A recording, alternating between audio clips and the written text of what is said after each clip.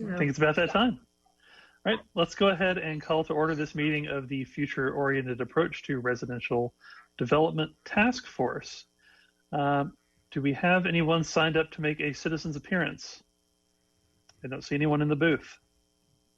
Okay, so seeing no one in the booth, let's move on to item number 3 on the agenda. Consider approval of the September 9th, 2020 Foard Task Force minutes. Has everyone had a chance to review last month's minutes? Are there any corrections or addendums? I motion to approve the Calandro. Okay, we have a motion and a second. All in favor of approving the minutes? Aye. Any opposed? No. All right, the motion carries. Now let's move on to item number 4, presentation on Coppell Senior Community Center by Lacey McKinney. So I'll do a quick introduction for you all to Lacey McKinney. I appreciate Lacey coming to present to you all tonight. After our last meeting, I believe, or maybe it was the meeting prior to that, y'all were asking a lot of questions about the Senior Center. And so we said that maybe we could get someone from the Senior Center to come and present to you all to kind of share a little bit about that. So Lacey is the manager at the Senior and Community Center. And so she was kind enough to come and present to y'all tonight. So Lacey, I'm gonna turn it over to you and let you go ahead and give your presentation. All right, well, thank you so much. Good evening, everyone. Like Minnie said, I am Lacey McKinney. I manage the Senior and Community Center. And so I'm gonna go through the presentation and kind of give you just an overview of the center and everything. And so if you advance the slide, please. So basically what we're doing tonight, just kind of briefing you and giving you insight into the programs and services of the Senior and Community Center. I put this on the slide just so you know, this is before COVID. So all of these programs and the different things that we're developing were what we have previously before COVID. Of course, going into the future, we're gonna have to imagine what the Senior Community Center looks like in the programs and services that we offer. Next slide. So I first wanted to share with you all about our mission and really why we are here and being able to service those that are 50 and over. And so looking at this mission, the Coppell Senior Community Center is dedicated to the enhancement of each senior's life by offering quality services and lifelong learning opportunities that enrich and enhance the quality of life of the participants, allowing for positive feelings of self-worth by reinforcing the belief that age has no boundaries and that each person has a vital role in his or her community. And so really with that whole mission, our programs, kind of embody that. The one thing I talk with my staff about, we've heard for our members, they're like, we don't want to be reminded that we are older, community members. We want to be, young and vibrant. And so we think about that every time we are producing and doing programs. We make sure we're not doing something that's just a constant reminder, whereas we're still saying you are contributing community members and we want you to feel that. And that's what we do within our programming. Next slide.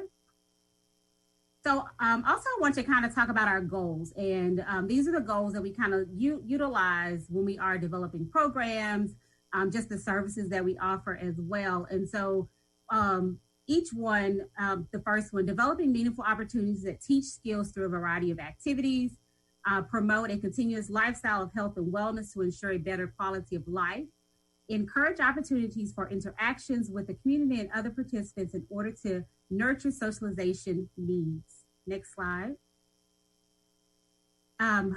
We also provide leadership opportunities that allow participants to use their interests and life experiences, offer quality programs and services that contribute to each person's mental, physical, and social well-being, as well as design a program scope that encourages continued independence of the participants. So those are some goals that we heavily focus on. So as we're developing our programs, we're looking at these goals and making sure we're having programs and services that align with what we want to contribute to the community through our offerings. Next slide. So basically overview, what is the Coppell Senior Center? What do we do over there in that building? And so it is a recreation facility. It is for individuals that are 50 years and older. You do not have to be a resident. You can be a non-resident as well. There's just a slight price difference for those non-resident versus resident. We offer a wide variety of programs, social events, drop-in activities that promote healthy aging. Our programs, most of them are free, and then there are some that have a minimal cost associated to them. And basically, some of our programs are in education, travel, excursions, health, fitness. We have aquatics that we're able to do, special events, drop-in activities, and arts and crafts. Next slide. So the facility opened in spring of 2010. When we first started, we had approximately 500 members, and now the membership has grown to over 2,000 members. Of course, we don't see that many on a day-to-day basis. However, there are different members that will come for different things. So all of the different programs, you might have someone come in for arts and crafts. You might have someone that specifically come in just for health and wellness. So they want to come in and exercise. And I wanted to kind of point this out because I know that's something that a lot of people ask, well, how many of our younger seniors are actually coming to the facility? And so out of that 2,000, it's about 300 members that range from 50 to 60 years of age. And then just our staff who's over there helping out is 4 full-time individuals as well as 2 part-time. And so that's just the overview of the senior center. Next slide. So again, I wanted to just kind of lay this out and let you see this again, programs and services that we offer. A couple of slides here forward, I'll give you examples of what they look like, but we have trips, special events, education, health and wellness, games, arts and crafts, as well as our facility is a dual purpose because we do rentals on nights and weekends. So not only do we do our services for our seniors, we also have rentals that will come in for our community members. Next slide. So what are some of our examples of each of these? Talking about our day trips, they are like museums, dinner outings. We take them to plays. We also do international trips, and we coordinate that with the company. So it's not something we physically organize, but it's something that we have someone else come in and do. Just some of our special events, Veterans Day, we do holiday luncheons, those type of things. We do Mother's Day, Father's Day special events as well. Some of the special interest classes that we offer, bridge and bingo, as well as we do some things that are led by our staff. So cranium cardio is one piece that we have developed. And then everyone has a story where individuals are able to kind of tell their life story and share that amongst the memberships are some of our special interest classes. Next slide. And then going into the education, so there's an education component that we offer. And so that could lead to avoiding scams, healthy eating, any type of senior resources that we could offer as well. And then generally touring of senior facilities. So if there's a senior facility that's local in our area, we will partner with them and they'll come over in their van and get some of our members and they're able to go over and tour the senior facilities that are opening up as well. Presentations are conducted by local senior entities that cater to those that are 50 years and older. So most of those educational pieces are partners from the senior community that will come out and give those presentations, so different businesses. As well as health and wellness. So we have yoga, we have stretching classes, Pilates, Zumba as well. Aquasize is something that we're able to partner with the Corps and offer over there with their pool, as well as personal training. And then we have our fitness gym that pretty much has everything in there. It's just a smaller condensed exercise gym. And next slide. So this is kind of the second part or the other half of the facility as well. Our rentals, we're able to host approximately 170 rentals per year. There are nights and weekends. All rentals are held on the outside of Senior Center schedule, so they're not booked within our programs. Renters can reserve the multi-purpose room as well as have access to the patio. And then the types of rentals that we host are weddings, birthday parties, graduations, as well as baby showers. Next slide. And that's all I have. So basically, if you have any questions for me, I can answer what you need. I hope I covered that in the slides and what you guys were kind of asking about, but I'm open for questions. Is there public transportation or buses that bring seniors over on a regular basis pre-COVID and post-COVID? Yes, so there is Metro Press Services has a van that you can book, and I think they have to schedule for that through MetroCrest, as well as we have one locally inside of the city called SPAN. And so they're able to also register for that and utilize it to come over to the center. Outside of that, we don't necessarily have any transportation other than what we would book in for our trips. We're able to use a local company to take our seniors out for our trips. It's good to see you again, Lacey.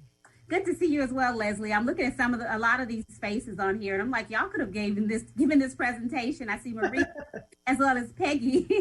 So I see a lot of faces as well. So I recognize a lot of people. Any other questions?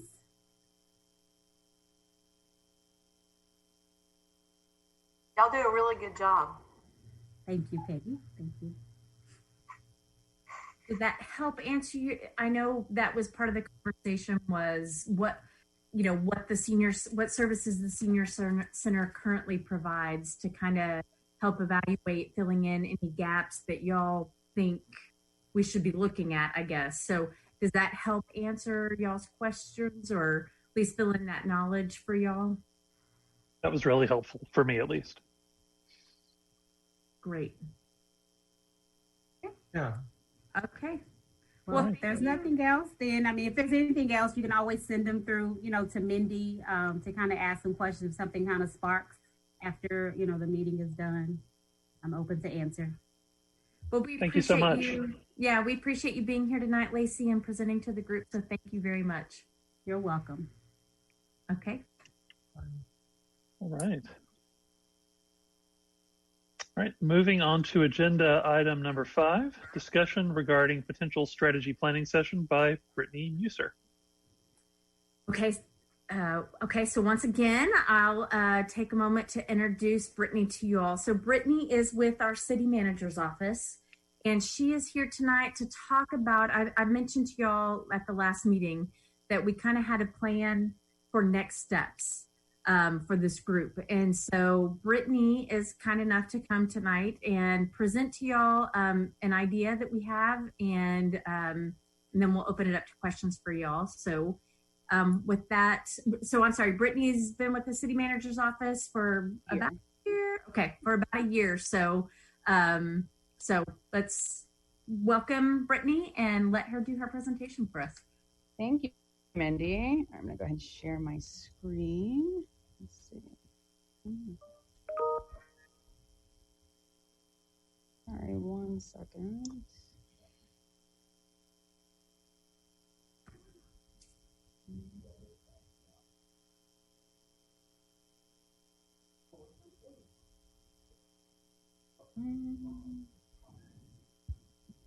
Sorry.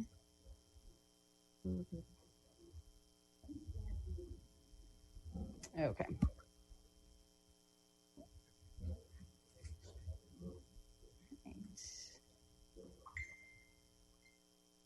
Okay. Hello. Thank you for being so welcoming. I appreciate it, Mindy. I'm excited to speak with y'all about advanced scenario planning tonight. So on our agenda, we're going to talk about what it is, why we use it, who we're hoping to partner with, do a quick overview of a example proposal outline, and then hopefully I'll be able to answer any of your questions. So what is advanced scenario planning? I'm sure by now all of you are very familiar with Vision 2040 and the process the city went through to make that happen, right? So that's that long-term strategic planning. We're looking at the city holistically. We're looking at where we are now versus where we want to be in 20 years. And we're looking at these really broad pillars of, the most important issues the community wants to tackle. So then we're hoping to do that next step, which is advanced scenario planning, which is going to allow us to really drill down into the pillar that y'all are working on, right? Because we've got these 4 goals. They're all pretty ambitious. And we're hoping to really, really drill down into each of them and come up with action steps, really, right? Because this group has a lot of foundational knowledge, a lot of community knowledge. You've already done months of research. And then you have these pillar that kind of tells us what our aspirational goals are. So now it's about how do we get from A to B, right? Which I kind of just jumped ahead of my screen, but that's why we're looking for advanced scenario planning. We want that actionable plan. And we want to be able to leverage the work that was already done for 2040, the leverage that this group has already been working on, and the fact that you all have this community knowledge. You have a buy-in. You care about what this community is going to look like in 20 years because y'all are the ones who are living and working here. The group that we're hoping to partner with is Future IQ. So you might be familiar. They're actually who we use to do 2040, and they've recently submitted a proposal for our smart board as well.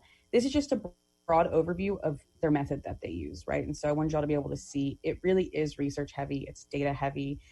They're very much about involving key stakeholders, including y'all. And from there, they try to figure out what are the various options we have and what the best approach is going to be able to deliver us an action plan. And the great thing about Future IQ is because they did that work for us in 2040, they already have a leg up on a lot of the other companies that we could potentially look at, right? Because they went through 2040 with us. They know what this pillar is. They know a lot about the character of our community, who we are now and who we're hoping to be. So the proposal outline, so this is based off of what we received for our smart board. So it basically comes in 4 parts. First part is going to be understanding the scope and nature of the work. Part 2 is going to be the approach that they use. Part 3 is going to be their proposed timeline. And part 4 is going to be a proposed budget. So I'm just going to really quickly run through these parts just to kind of give you an idea of what it's going to look like if we choose to move forward with them. So part 1, understanding the scope of the work. So this part is really very much about ensuring that we have a mutual understanding of what we're hoping to gain from this partnership, right? We want to be explicitly clear that this is what we're needing from y'all and this is what we're bringing to the table. So it's going to include, identifying really clearly what are our short and long-term goals, who are the key stakeholders, what are the current and future trends, and what are their potential impacts? How does our work relate to Vision 2040, right? Because we always want to be grounded in that document. Where are the gaps in our knowledge? Because we don't know what we don't know, especially when we're doing such a future-oriented approach, right? There's a lot of stuff that we aren't going to be certain about. And how do we turn our knowledge, all of this work, all this data you've collected, all the research that you've been doing, how do we turn that into actionable steps that will lead us to our objectives? So their approach is 3 phases. The first phase is called foresight research. And so this is going to include obviously just general planning stuff. What's our timeline? Who's going to be involved? Who are the key stakeholders? It will include virtual meetings with the board. And so y'all and the city staff as well. But we definitely want to make sure that we're getting citizens, particularly the board, involved, right? Because y'all are the ones who this is going to affect potentially if you're still here in Coppell in 20 years. And then they're going to also, in this part, they're going to be researching what the future trends are, what the current trends are, both in our community, our surrounding communities, and communities that look like Coppell. Phase 2 is going to be the development plan. And so this is going to be where they actually do the advanced scenarios, right? So they're going to look at, based on all this information we have, based on communities that look like us, here are all the possible scenarios we see happening. These are all the possible trajectories that we envision that are possible. And then they're going to talk about the implications of them. They're going to talk about the risk and the rewards for each of them. And that's something that y'all will be involved in heavily as well in their implication analysis workshop sessions. So they can continue to get that continuous input from our community. The last one is going to be the implementation plan. So this is when they're actually going to deliver us a plan that could be presented to city council. It's going to have a roadmap in it. So it's literally going to be, how do we get from where we are right now to where we want to be? So the proposed schedule, from what we're hearing from them, it's about a 3 to 6 month process. And the first month or 2 is going to be their foresight research. The next month or 2 will be the development plan. The 5th month will be the implementation plan, followed by the final report. And I will say this, because we are hoping to partner with a company that we've already worked with. Obviously, one of our hopes is that the foresight research part maybe won't be as prolonged because we really do have a solid foundation already with this company and with this board as well. Okay, I think that's my presentation. Does anyone have any questions?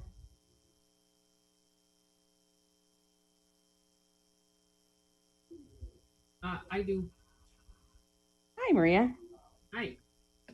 Yeah, I have a question. So what is the objective of these scenarios? Is it just the 55 and plus residential areas, or what is the scope? I'm glad you asked that. So actually, the goal of this is for it to be a one-time thing that encompasses the entire pillar.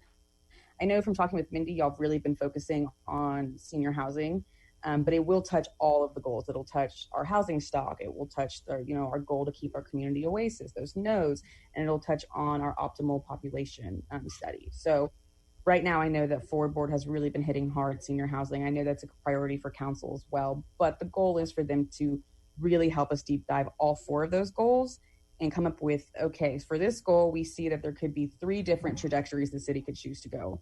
These 3 different action steps, these 3 different action plans, and here are the implications for each of those.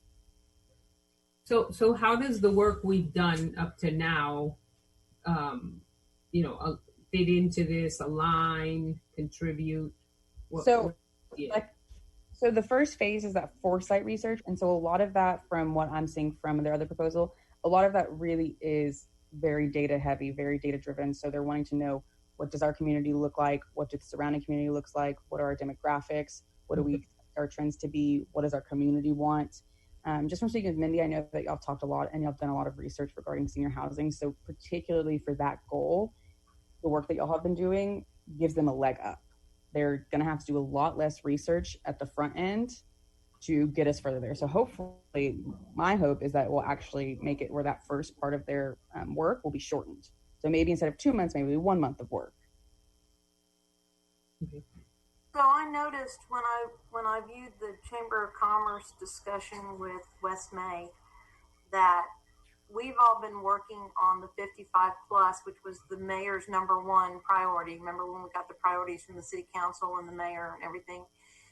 So we've been concentrating on 55 plus, but in his discussion about the Foard Board with the Chamber of Commerce, he noted that we're also supposed to be looking at revitalization of areas, or the rebuild, if that's a factor of an area that doesn't necessarily have anything to do with 55 plus. It's all about future oriented residential in a whole umbrella. So yeah, Mindy. Yeah, no, I was just going to chime in, and sorry, Brittany, I'm not, but that's one of the things when we interviewed you all to get on the board this time, our questions were centered really around senior housing because that is council's first priority. And I know y'all have been anxious to deliver an actionable plan to council on senior housing specifically. But this year, when we did interviews, that's one of the things I told all the applicants.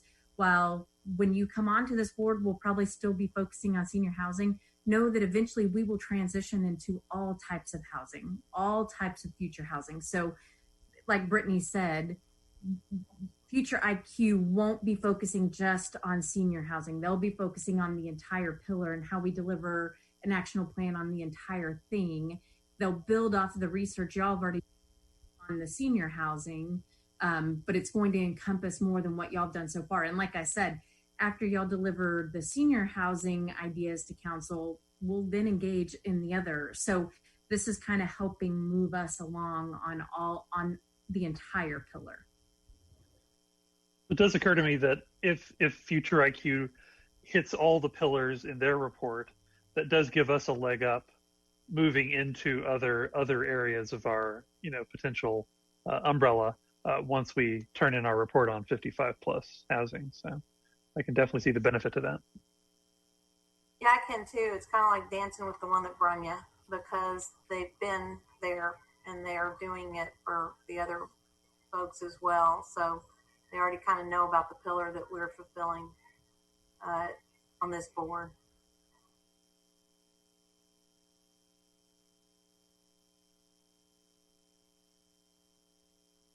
Do anyone else have any comments or questions for Brittany? Yeah, I just have one last question. Our charter is very clear that our first priority are 55 and plus. So I feel this is like it's actually like a relay race where we're handing the baton, to the IQ consulting group And so will we have to redefine our charter to look at other future housing, or can we continue to work with the charter we have? According to West May, our charter is all residential. In his Chamber of Commerce discussion, I think everybody should try to find that on YouTube. If you go Coppell Chamber of Commerce, you're going to find that, because he really he talks a lot about the Foard board on there, and it according to him, we're all residential. Yeah, I didn't get the feeling that it was only senior housing. It was that senior housing is a priority, but it's all encompassing residential housing. Exactly. That's correct. Yeah. Yeah. If you actually read the bylaws, it is all, well, really the pillar as a whole, it is all types of housing. Just the first priority and focus was senior housing. So that's where I was saying, while we're focusing on senior housing right now, we will move into the others. So Future IQ will help us along that path. Okay. So. Yeah, because we want to avoid the mistakes that some other cities around have done by overbuilding apartments that turn Section 8, that bring down property values and reduce city revenue. And they look attractive initially, but end up harming values in the long term.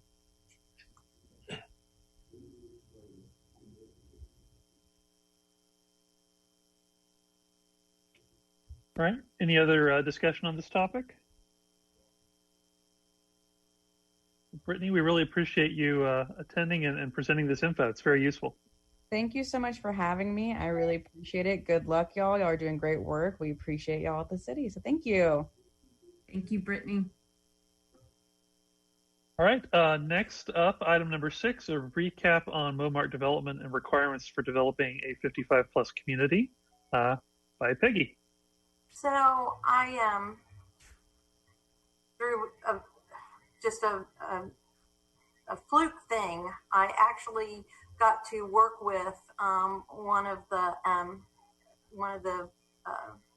owners, I guess, of Momart Development on a different property level, and he and I got to talking about 55-plus communities, and I told him about the board. And I asked him, if he could, possibly speak to us or at least answer some questions about what's involved with a 55 plus active adult community, since we don't have any in Coppell. Why would that be? Why would Coppell not be approached for one like like they have in McKinney and other places? And so he actually sat down, with me over the phone to kind of go over the finances of what goes on there. And so it was kind of interesting. He said that basically they look at 2 major concepts about 55 plus communities, and one is economy of scale. He says that when he builds a regular community and he has to put in a pool or a party room or whatever, he said statistically only 25% of the houses are going to use those facilities. So he says when he builds a 55 plus community, 75 to 85% of the homes in that community are going to use those amenities. So all the amenities have to be larger for the 55 plus community than they do for the other, which costs a lot more money when you're talking about building it. He also said that generally they have found that their break-even point is about 300 units, whether that's, condos or whether that's actual houses, and that they normally look for 75 acres to 200 acres so that they can build the amenities that they need to do. And, all the amenities, fitness centers, golf course, if it's going to be a golfing community, or tennis courts, pickleball, walking trails. Of course, in the party room or the building that would accompany that, you'd have meeting rooms and some rooms to do arts and crafts. So he says it's a whole different type of building that they look at. So they have to look at more acreage so that they can create all of that. If they can't get the acreage, then they have to build up. And of course, in Coppell, I don't think that we have anything that's 10 stories or, 12 stories high. So building up may not be an option here in order to get the economy of scale.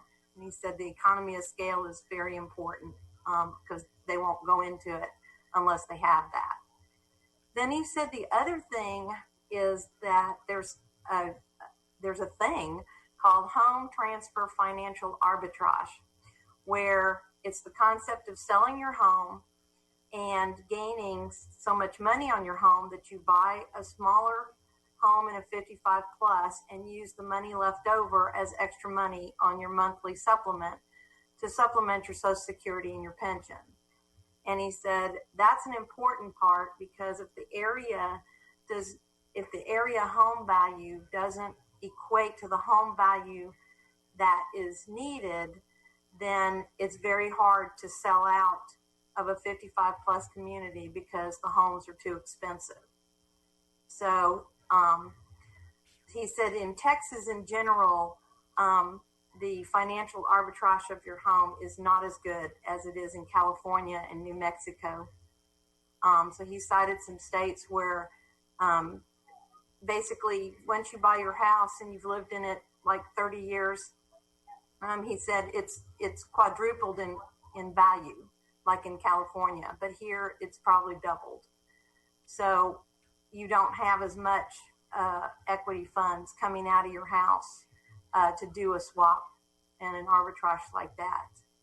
So basically what I did was I wrote down on the finance part that, if he was building single family homes in a 55 plus active adult community with a 75 acre piece of land, he said also that you only get 3 to 6 homes per acre.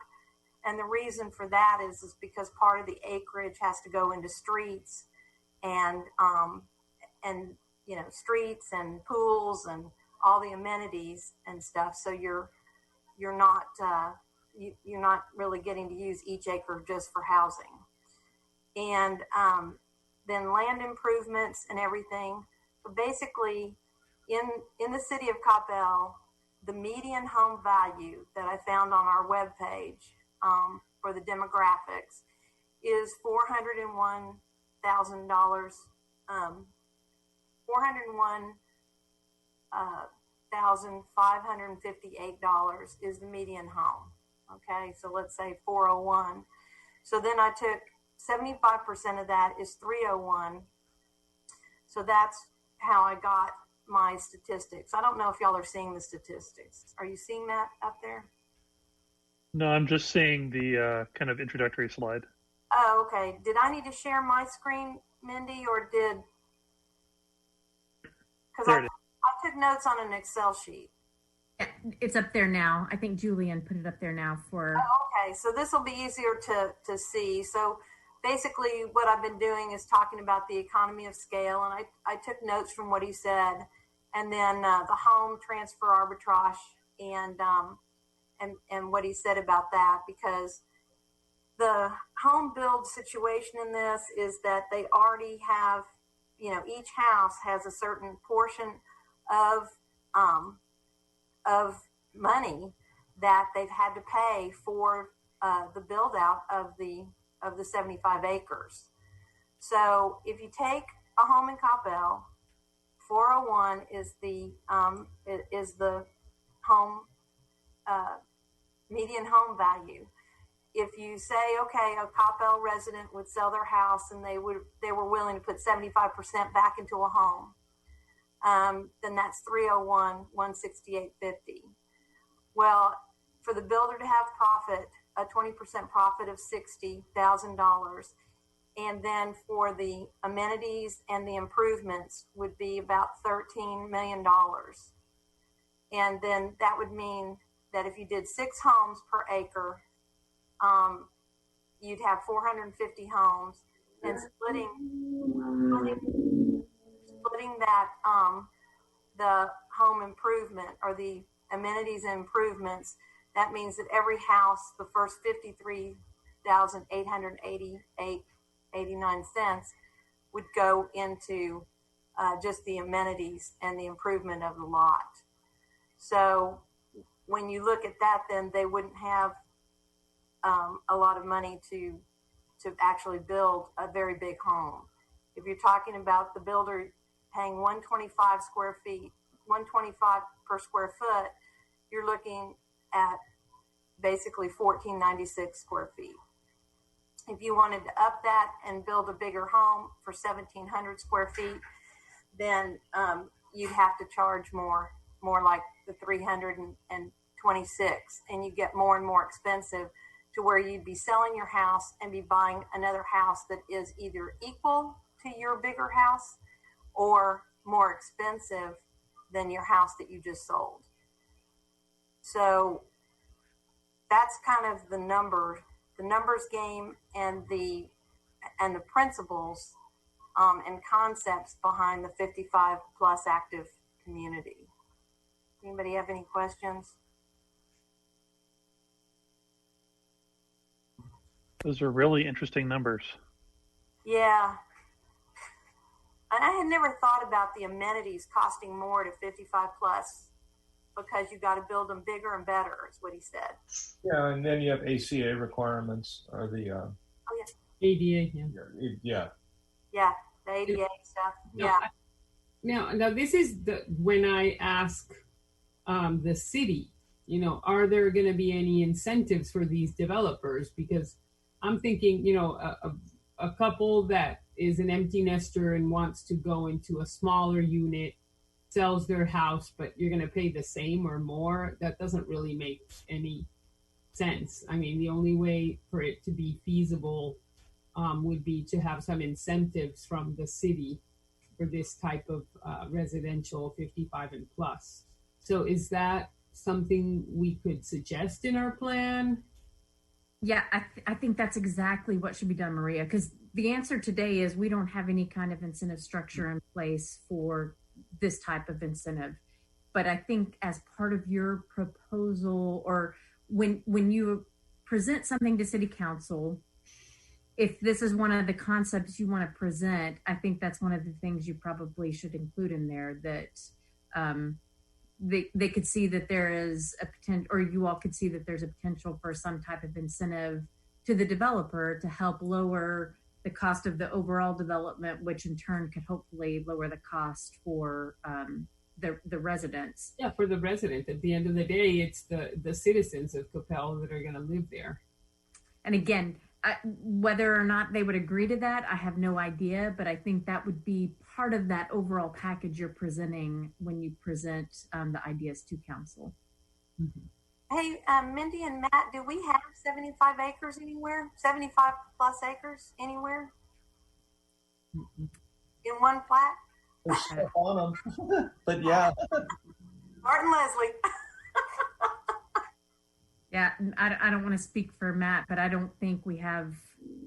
Well, Matt, you might know better than I do, but I don't think so.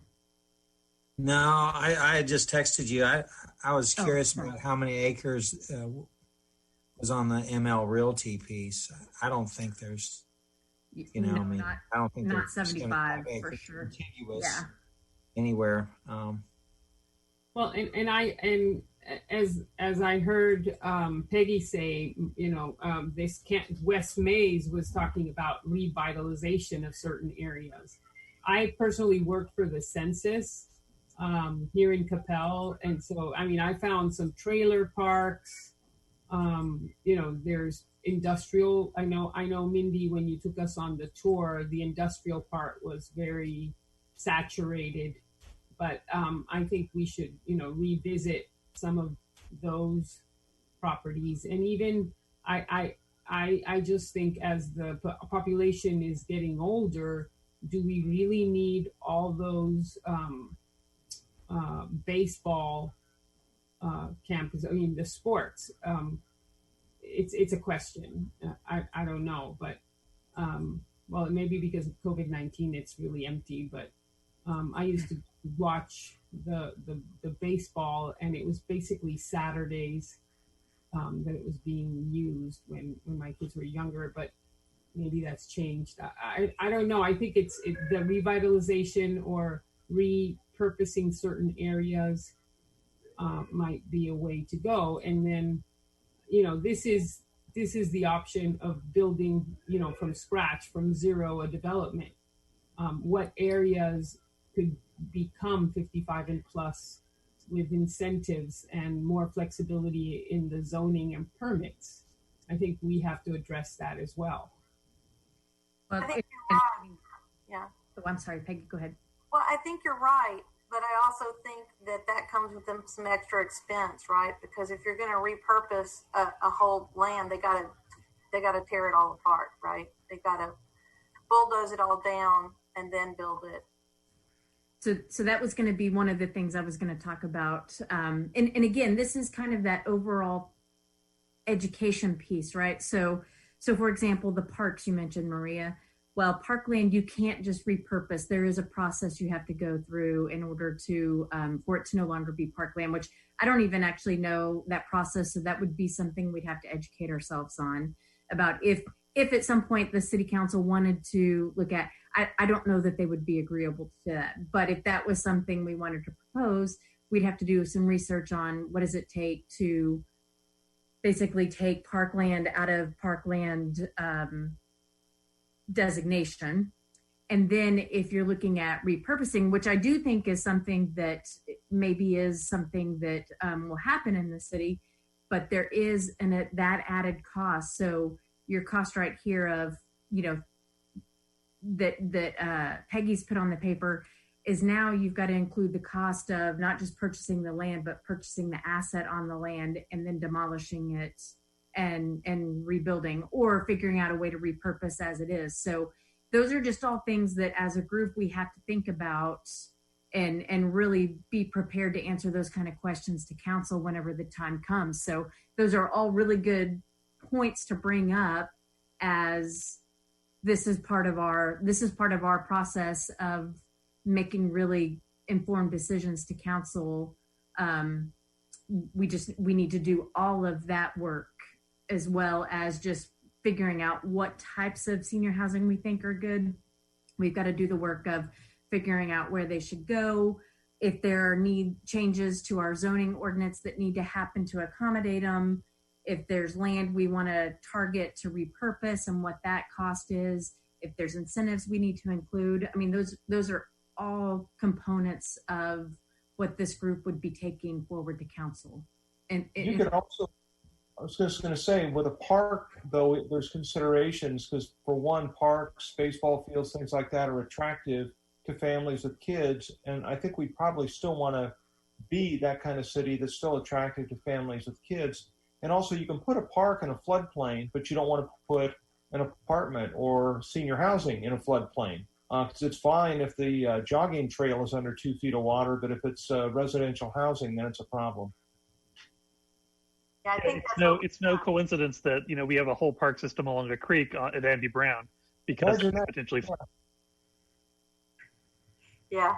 The other thing he told me that I forgot to note on here is that he listed several companies that do 55 plus communities, and they've had to revamp how they do them because at first they were building them too big, too glorious, and they were not even breaking even.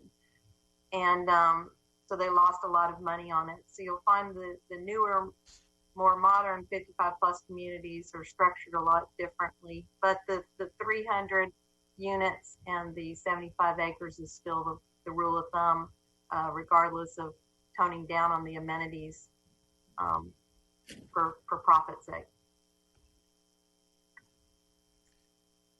Thank you. That was really good. Yeah, very, very interesting information.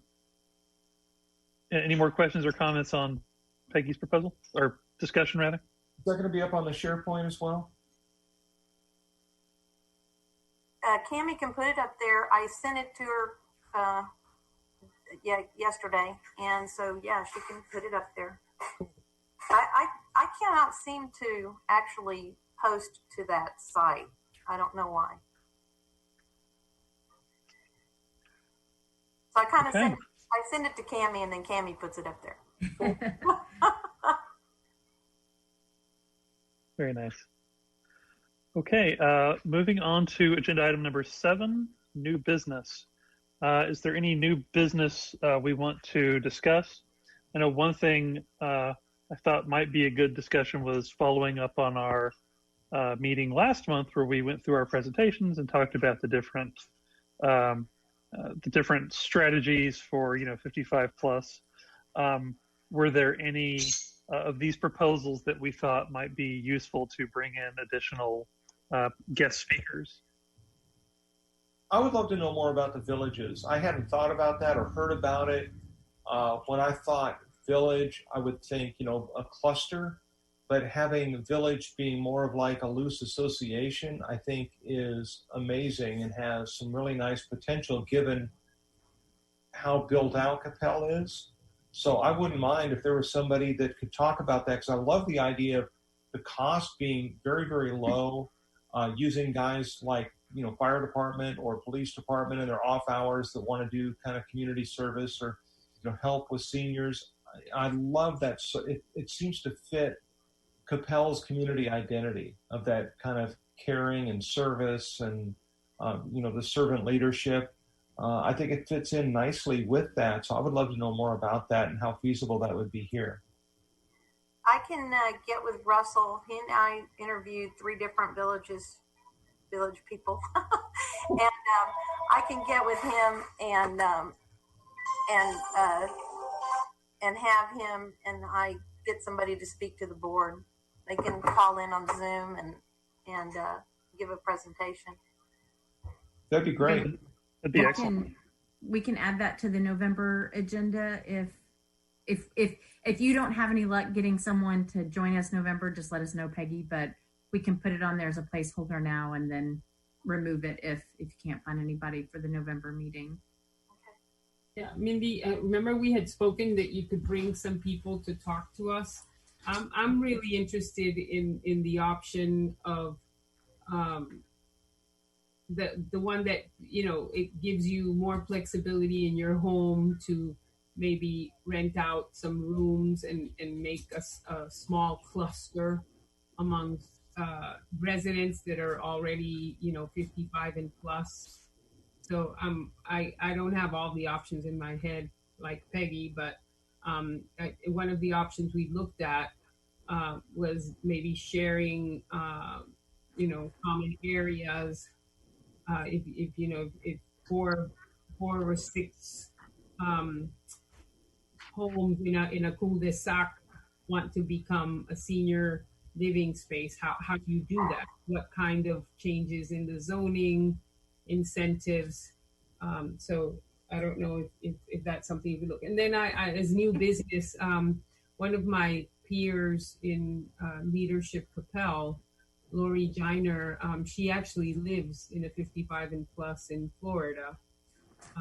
It's a Jimmy Buffett one, and so she actually sent me 3 files of the 9 points that he puts into his. So I want to just I'll send them to you, Mindy, so you can put them up on the SharePoint, because for some reason I can't post anything either. But share it. And so I'm wondering if, because y'all are not in, I need to check with our ES, and Julian's on here and I don't know if he could speak to it, but I wonder if it's because you're external to the organization, if maybe that's why you can't upload stuff onto the SharePoint site, but we're willing to do it for y'all anytime. So y'all can send it to us and we can upload. So I put it for you, Maria. And then do you want to talk about him at the November meeting? Yeah, I could, if you want, I could, talk. I mean, this is like the top of the line, 55 and plus. I mean, she talks about, she accesses a beach walking, there's a transportation system, she has a pool in her house. But then what she says is it's very diverse. There's others that are townhouses that are much smaller. She wanted to have a house on her own. But, she shared those files with me. I think we can put them up there and maybe share them next meeting. So that's why I wanted to include it in the, and then maybe getting someone to talk about the other options that are intermediate. It's not just, from scratch, but with what we have, how can we convert a sector of our city into, more attractive for 55 and plus. Sure. So I'll do a little bit of research and see if we can find somebody that could speak about that too, Maria. So I'll look into that also. So perfect. If nobody has anything, I have. Oh, I'm sorry. Go ahead, Bart. Sorry, I was going to say I don't know if maybe I should have brought this up when Brittany was presenting. Is the city going to look to us to kind of weigh in with a yay or nay on whether we want to engage Future IQ or not? I think that was what tonight was for, was to see if y'all are agreeable. And it seemed like there was some interest in that. So what will happen now is I'll report back to the city manager's office that we're interested and we'd like to get a formal proposal from Future IQ. And then, so I'll keep you updated then on what next steps are. He may be ready at the November meeting to really come and present to us and talk to us. And I don't know, one of the things I was going to ask is how many of you were involved in the 2040 process? I know Russell said he was. Leslie, did you say you were too? I was thinking for some reason. No, okay. So if you haven't met, and I'm going to say his name incorrectly, it's David Burrell, I think is how you say his last name. But, since he doesn't live local, and so since we're doing things virtually, he probably pretty quickly can turn something around in terms of a proposal and maybe present to the group next month also. So unless I hear any dissent from this group tonight about, no, you think it's a horrible idea, then we'll probably, I will inform the city manager's office tomorrow that, okay, we want to move forward and start that process. So the contract has already been given to them. Is that no? It has not. That was, we're recommending sticking with them because of their knowledge of the community, that they're the ones that really built the pillars, so they're very familiar with the pillars. So we think it would be a more seamless process going with them, but we have not awarded it to them, no.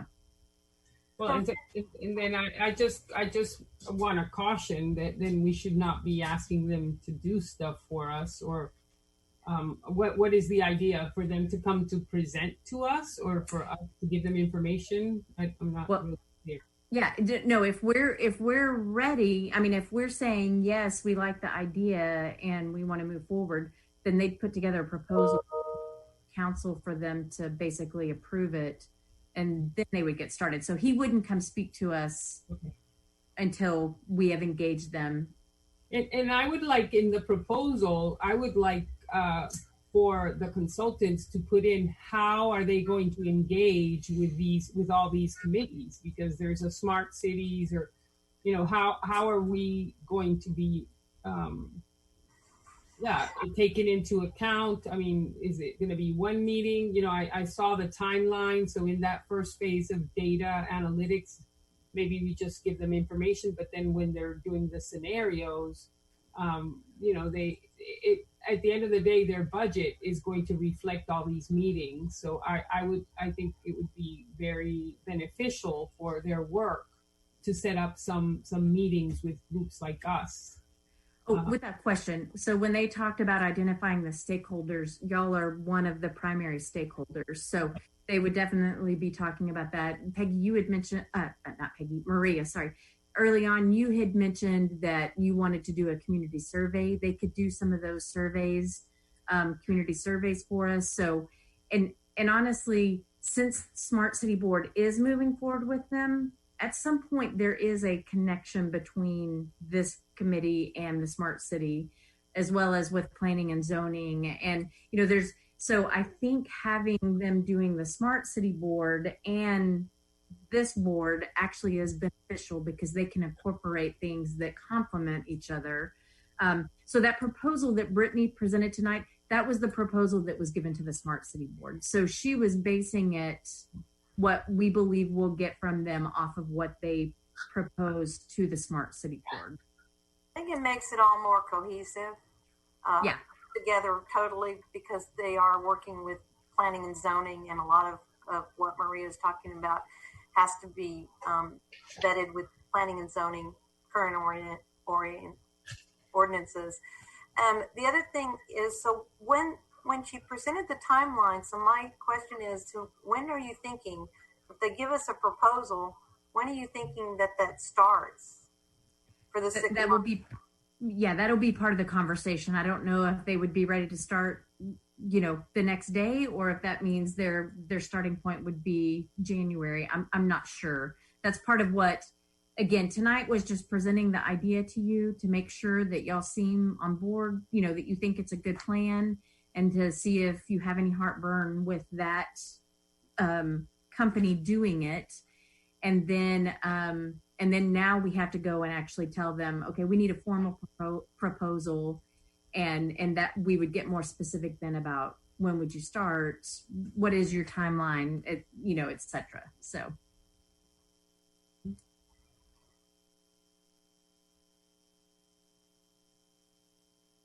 Okay. Any other new business we want to consider? So just a couple of things I just wanted to share with the group. So one of the things I was going to talk about next steps with Future IQ. So thank y'all for y'all took care of that. The next thing I just wanted to kind of give you an update. So we did hold, Matt Steer and I sat in on interviews for candidates for the Foard committee last week.